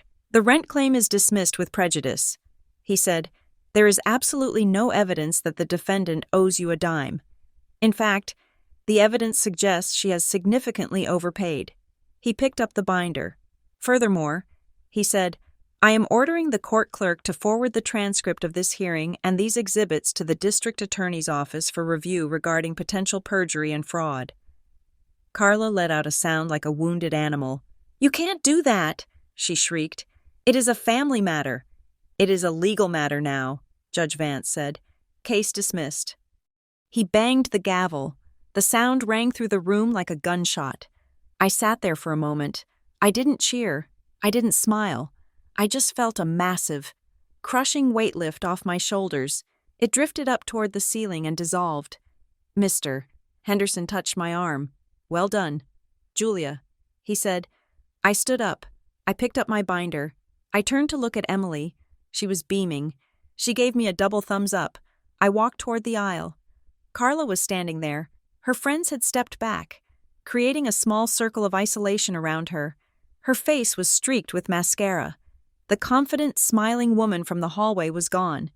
In her place was something feral and terrified. She stepped in front of me, blocking my path. "Are you happy?" she hissed. Her voice was wet and shaking. "Are you happy now?" I stopped.